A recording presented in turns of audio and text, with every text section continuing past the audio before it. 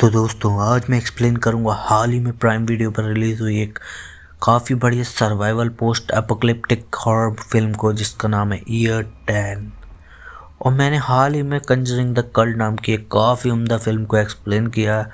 अगर आपने उसे नहीं देखा है तो जाकर देख लेना, उसका लिंक आपको नीचे पिन कमेंट में यानी कि कमेंट सेक्शन के सबसे ऊपर मिलेगा। और चैनल के ऊपर नया है तो जल्दी से सब्सक्राइब कर लीजिए क्योंकि काफ़ी बढ़िया बढ़िया content is on the way. अब देखो, इस मूवी के अंदर एक कैरेक्टर का नाम है, यानी कि जो हस्बैंड होता है ना, उसका नाम जेक है, लेकिन मैं उसे हस्बैंड ही बोलूँगा ताकि मूवी थोड़ी सी इंटरेस्टिंग बनी रहे, क्योंकि यहाँ पर बाकी सबके कोई नाम है ही नहीं। तो जब भी यहाँ पर मैं हस्बैंड का नाम लूँगा तो उसको आप जेक ही समझिए। तो चलिए अब बिना किसी देरी के चलते हैं सीधा वीडियो की तरफ। तो मूवी की शुरुआत होती है एक स्टेटमेंट से, जिसके अंदर हमको बताया जाता है कि यह सब एक दिन में ख़त्म हो गया। पहले लिविंग डेड को खा रहे थे और अब लिविंग को खा रहे हैं, यानी कि जिंदा ही जिंदा इंसान को खा रहा है। जिसके बाद हमें दिखाया जाता है एक बाप बेटे को जो कि शिकार पर निकले थे, क्योंकि यह एक पोस्ट एपोकलिप्टिक दुनिया है जहाँ पर काफ़ी कम इंसान बचे हुए हैं और जो बचे हुए हैं वह दो भागों में डिवाइड हो रखे। एक है जो कैनिबल्स हैं यानी कि आदमखोर, और दूसरे हैं सर्वाइवर्स जो कि उनसे बचते फिरते रहते हैं और अपने खाने की तलाश में रहते हैं। और आप यहाँ पर ये जान लो कि इन लोगों को किसी और से खतरा नहीं है, बल्कि सबसे ज़्यादा खतरा इन्हें इंसान से ही था। खैर, अब थोड़ा बहुत घूमने के बाद उन्हें जंगल के अंदर एक सूअर दिखाई देता है जिसको तीर मारकर वह घायल कर देते, लेकिन पास जाकर देखने पर वह सूअर वहाँ से गायब हो गया था। दोनों को कुछ भी समझ में नहीं आता और वो इसलिए वो आगे बढ़ जाते हैं और आगे उनको मिलती है एक कार जिसके अंदर बेटा चेक करने जाता है। तो वहाँ पर उसे बिस्किट्स मिलते हैं और उन्हें देखकर वह खुद को रोक नहीं पाता और उन्हें खाने लगता है। अब इस बीच होता यह है कि उसके पिता को जंगली कुत्तों की आवाज़ आती है और इसलिए वो कार के अंदर आकर बैठ जाता है कि तभी वहाँ एक जंगली कुत्तों का झुंड निकलता है जो उन्हें देख नहीं पाता। अब यहाँ पर बेटे ने अपने पिता को बिस्किट्स के बारे में कुछ भी नहीं बताया था, क्योंकि एपोकलिप्स के टाइम सबको सब खुद का सोचना पड़ता है, चाहे वो बेटा हो, बाप हो, पत्नी हो, कोई भी हो। अब ऐसे ही वो वहाँ से निकल कर आगे बढ़ते हैं और अपने शेल्टर पर आ जाते हैं जिसे उन्होंने रेडी किया था। शेल्टर के अंदर थी बेटी की वाइफ जो कि घायल हालत में थी। उसकी हालत काफ़ी ख़राब होती है और ध्यान रहे इस मूवी के अंदर एक भी डायलॉग नहीं है, किसी का कोई नाम नहीं है, क्योंकि ये मूवी एक साइलेंट मूवी है। ऐसा मान लो कि हम एक रियल सिनेरियो को देख रहे हैं अपनी आंखों से होते हुए। खैर यहाँ की सिचुएशन काफ़ी स्ट्रेसफुल होती है और इसलिए पिता एक टूटी सिगरेट में से टबैको को निकालता है और उसे कागज़ में लपेट कर एक नई सिगरेट बनाता है और बाहर जाकर उसे पीने लगता है। अब अगले दिन उसका बेटा बाहर आता है टॉयलेट करने के लिए, लेकिन इसी बीच वो एक ग्रुप को देखता है जिसको देखकर वो वहाँ से भागकर सीधा अपने शेल्टर में आ गया था। दरअसल यही कैनिबल्स का ग्रुप था और अगर ये लोग उनको दिख जाते तो वो उन्हें जान से मार कर खा जाते।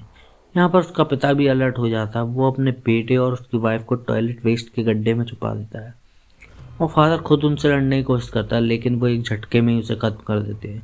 और सब बेटे के सामने हो रहा था लेकिन वो कुछ भी नहीं कर पाता। खैर, अब ये लोग उसके पिता को बांध कर ले जाने लगते हैं और यहाँ पे ग्रुप का लीडर उनके सामने सामान को भी ले जाता है और वो सब वहाँ से निकल जाते हैं। लेकिन तभी ग्रुप के लीडर की नज़र उस गड्ढे में पड़ जाती है, लेकिन वहाँ पर वो जो बेटा था, उसकी बीवी थी, उसकी नज़र उस पर नहीं पड़ती, जिसके चलते वो वहाँ से निकल जाता है। जब इसके बाद बेटा अपनी बीवी को शेल्टर में ले जाता है और उसकी वाइफ को काफ़ी सफरिंग भी हो रही थी, ऊपर से उसकी बीवी की मेडिसिन भी वहाँ पर भी थी और वो लीडर उनको भी लेकर चला गया था। अब उसके पास कोई भी रास्ता नहीं था। उसकी बीवी इतना सफ़र कर रही थी और उसे देखकर ये काफ़ी बुरा लगता है और उसकी सफरिंग को ख़त्म करने के लिए उसे ख़त्म ही करने वाला था, लेकिन वो ऐसा कर नहीं पाता। खैर, इसकी जगह वो ये बात ठान लेता है कि वह उनके पास से मेडिसिन को वापस लेकर आएगा और यही सोचते हुए वो वहाँ से निकल जाता है। लेकिन वहाँ जाने से पहले वो शेल्टर के दरवाजे को ब्लॉक कर देता है ताकि उसकी बीवी सेफ रहे, जिसके बाद वह वहाँ से बाहर चला गया था। अब वो ज़मीन पर पड़े हुए अपने पिता के खून को देखता है और उसका ही पीछा करने लगता है। बाहर काफ़ी ठंड भी होती है, लेकिन जैसे जैसे वो आगे बढ़ रहा था, अब इधर उसकी बीवी जो होती है उसकी नींद खुल जाती है। तो वो देखती है कि उसका पति यहाँ पर है ही नहीं। अब वो दरवाज़ा खोलने की कोशिश करती है, लेकिन दरवाज़ा नहीं खुलता, जिसके बाद वो अपने हाथ पैर भी चलाने की कोशिश करती है, लेकिन इसका भी कोई फ़ायदा नहीं था। एंड आई बिलीव कि यहाँ पर उसकी बीवी के ऊपर शायद इन्हीं कैनिबल्स ने हमला किया होगा जिसके चलते उसको इंजरी हुई होगी, लेकिन वो बच गई। अब दूसरी तरफ हस्बैंड को एक बच्चा दिखाई देता है जिसका वो पीछा करने लगता है। पीछा करते हुए वो उसके घर में आ गया था जहाँ पर उस बच्चे के दादाजी थे। अब ठंड से बचने के लिए वो वहाँ से एक जूते और जैकेट को चुरा लेता और वहाँ से निकल जाता। अब आगे पहुँचकर उससे उसके पिता की हड्डियाँ मिलती हैं, क्योंकि बॉडी को तो वो लोग कब का खा चुके थे। ये देखकर वो एक गड्ढा खोदता और अपने पिता की हड्डियों को वहीं पर गाड़ देता है, जिसके बाद वो पेड़ पर चढ़कर देखने लगता है और तब उसे एक जगह से धुआं आता हुआ दिखाई देता है। और असल में ये जो कैनिबल्स होते हैं ना, वो अपने घायल साथी के घाव को अपने तरीके से ट्रीट कर रहे थे। अब यहाँ पर हम उस ग्रुप को ठीक से देख पाते हैं जिसके अंदर एक लड़की है जो कि हैंड्रेस के है, एक आदमी है जो कि लेफ्टिनेंट है, जो कि पहले आर्मी में था लेकिन अब वो एक कैनिबल बन चुका है, यानी कि आदमखोर बन चुका है। और वहाँ पर वो घायल लड़का भी होता है जिसका ये इलाज कर रहे थे, जिसको हम स्ट्रगलर बुलाएंगे क्योंकि उसे मूवी में ही नाम दिया गया है। और स्ट्रगलर का मतलब होता है ग्रुप का वो इंसान जो कि काफ़ी स्लो होता है। काफ़ी बार उसकी इन चीज़ों को वजह से वो अपने ग्रुप से सेपरेट भी हो जाया करता है। और आखिर में आता है इनका लीडर। खैर, अब इधर हस्बैंड को जंगली कुत्तों की फिर से आवाज़ आती है, इसलिए वहाँ पर खड़े पड़े कुछ अंगारों से वो बॉन फायर कब बना लेता है ताकि कुत्ते उसे देखकर करीब ना आ पाए। अब रात से में वहाँ से कुत्ते निकल जाते हैं जिन्हें हस्बैंड आग से डराकर भगा देता है। जिसके बाद सुबह वो आगे बढ़ता है जहाँ पर उसे एक टेंट मिलता है और उस टेंट के अंदर एक डेड बॉडी थी। खैर, वहाँ से वो कुछ ज़रूरत का सामान ले लेता है जिसके अंदर एक कटर नाइफ भी होता है और एक विसल भी होती है, जिससे वो अपने पास रख लेता है और लगता है कि क्या पता ये कब काम आ जाए। खैर, बाहर आकर वो उसी बच्चे को देखता है जो कि उससे डर कर भाग जाता है। अब इसके बाद वो उन लोगों के अड्डे पर जाने लगता है। वहाँ पर उसे मिलते हैं हंट्रेस और उसे देखकर वो उसके पास जाता है, उसका पीछा करता है। हंट्रेस केटल को गर्म करने होने के लिए रख देती है और अपने कुछ काम में लग जाती है। अब हस्बैंड जैसे तैसे वहाँ आ जाता है और पिल्स को ढूंढने लगता है, लेकिन तभी वह पीछे से आ जाती है। तभी तो उसका नाम हंट्रेस था। खैर, वो उस पर एक से हमला करती थी, लेकिन किसी तरह से हस्बैंड जो होता है वो उसे उसकी ही गन से मार डालता है, यानी कि हंट्रेस जस्ट गॉट हंटेड। जिसके बाद वो हर जगह वो मेडिसिन को ढूंढता है। खैर, अब वो उनकी आरवी वैन के अंदर चेक करता है जहाँ पर उसे कुछ नहीं मिलता, लेकिन वो लोग उसे आते हुए दिखाई देते हैं। वो जल्दी से हंट्रेस की लाश को साइड में ले जाकर छुपा देता है और ख़ुद भी छिप जाता है। और वो ग्रुप अपने साथ उसी बच्चे को लेकर आया था खाने के लिए। खैर, इसी बीच हस्बैंड उनको देखता है। जल्दी उन लोगों को पता चल जाता है कि हंट्रेस के साथ कुछ बुरा हुआ है और वो लोग अब हंट्रेस को ढूंढने लगते हैं। तब हस्बैंड हंट्रेस की लाश को मिट्टी में छुपा देता है और वो रेंगता हुआ आगे बढ़ने लगता है। वो उस बच्चे को देखता है जो कि बंधा हुआ था और यह सब देखकर हस्बैंड इस बच्चे को आज़ाद कर देता है। इसके बाद वो बच्चा भाग जाता है। खैर, इसी बीच वहाँ स्ट्रगलर जो होता है वो बाहर आता है और शोर सुनकर उसे देखकर हस्बैंड भी छुप गया था। अब लीडर देखता है कि वो बच्चा वहाँ पर नहीं है और इन सभी चीज़ों का जिम्मेदार वो उसी स्ट्रगलर को मान रहा था। खैर, उन्हें अब हंट्रेस की बॉडी मिल जाती है, जिसको देखकर लीडर खुश नहीं था क्योंकि हंट्रेस उससे कुछ ज़्यादा ही क्लोज थी और आप यहाँ पर समझ सकते हो कि क्या क्लोजनेस रही होगी। खैर, अब रात में वो लोग हंट्रेस को का क्रिमेशन करते हैं और यहाँ पर हम लीडर के चेहरे पर एक गुस्से वाले भाव को देख पाते हैं। तभी हस्बैंड के एक लगेज को देखता है जो कि लॉक्ड हो रखा था और उसी में मेडिसिन भी थी। अब अगली सुबह जल्दी हस्बैंड आरवी के अंदर जाता है जहाँ पर सभी सो रहे थे और लीडर के गले में वो चाबी थी, यानी कि लगेज की। खैर, किसी तरह से हस्बैंड अंदर आकर वो चाबी उसके गले से निकाल लेता है और बाहर आकर वो उस लगेज को ओपन करता है, जिसके अंदर से उसको मेडिसिन मिल जाती है। जिसके बाद वो बाहर निकलता है और आरवी के गेट पर लॉक लगा देता है ताकि वो लोग यहाँ से बाहर न जा पाएँ। इधर वाइफ की जो हालत होती है ना, वो काफ़ी ख़राब हो जाती है। ऊपर से वहाँ पर एक जंगली कुत्तों का झुंड भी था। खैर, इधर आरवी का गेट लॉक करके हस्बैंड भागने लगता है, लेकिन उसका पैर एक रस्सी से टकराता है और वो रस्सी एक अलार्म की तरह काम करती थी, जिससे होता यह है कि लीडर को सब पता चल जाता है कि वहाँ से कोई भाग रहा था। इसलिए वो आरवी का दरवाज़ा तोड़कर उसके पीछे भागते हैं। यहाँ पर स्ट्रगलर गिर पड़ता है और लीडर उसके गले के ऊपर चढ़कर निकल जाता है, जिससे कि उसकी मौके पर ही मौत हो जाती है। वैसे भी उसकी कोई नीड नहीं थी उनको, लेकिन बाकी लोग उसके पीछे पड़े हुए थे। हस्बैंड हार नहीं मानता और भागता रहता है और वो लोग उस पर तीर से भी हमला करते हैं, लेकिन हस्बैंड किसी तरह से बच जाता है।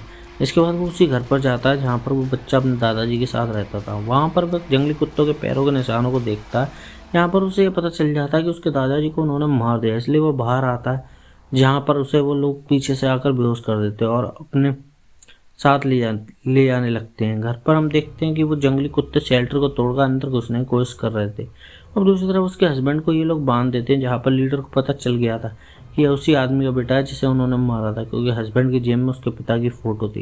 यहाँ पर उसे वो विसल दिखाई देती है जिसे वो बजाने लगता है, लेकिन तभी लीडर उसे रोक देता है। लेकिन उसकी आवाज़ सुनकर जंगली कुत्तों का एक जो झुंड होता है वो वहाँ पर आने लगता है, जिससे डरकर सब भागने लगते हैं।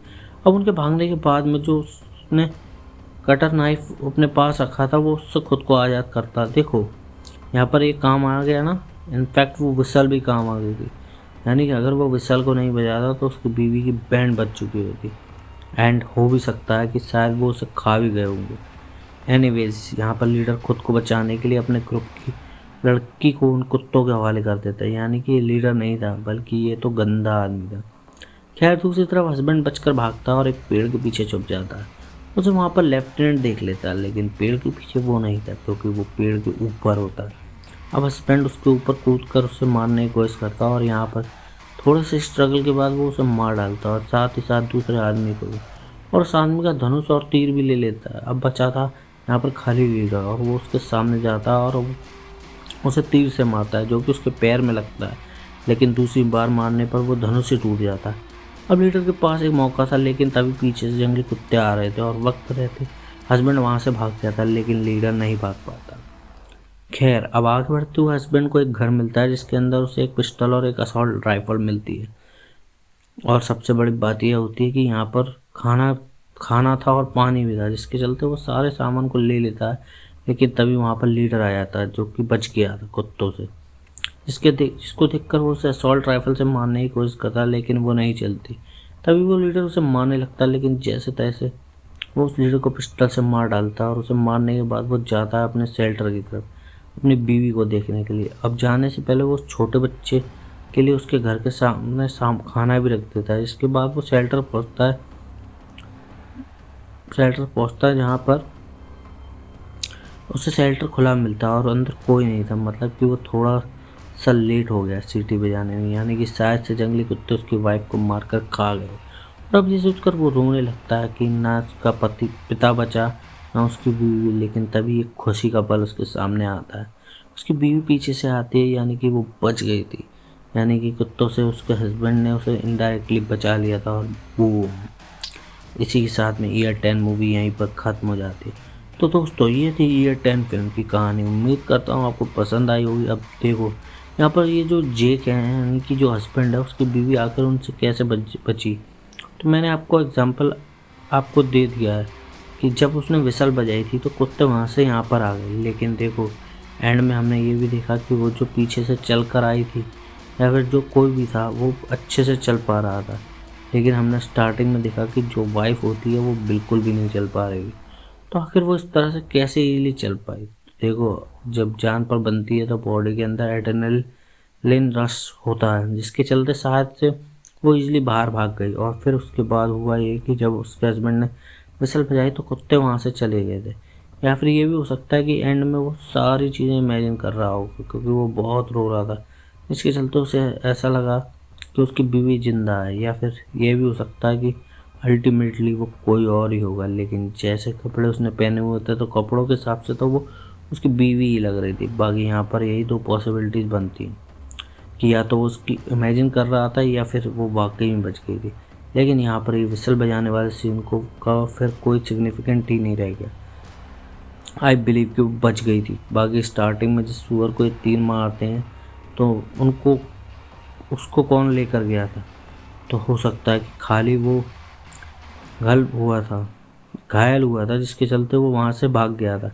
फिर कैनिबल्स या फिर कोई और ही वहाँ पर आकर उसे ले गया था, या फिर जंगली कुत्ते भी उसे ले जा सकते थे। तो ये एक ऐसी मूवी है जिसके अंदर ऐसी दुनिया दिखाई गई है जहाँ पर इंसानों को इंसानों से ही खतरा था, और आने वाले समय में ज़रूर ऐसा हुआ जब खाने के लिए कोई भी रिसोर्सेज नहीं बचेंगे तो इंसान को ही खाएगा।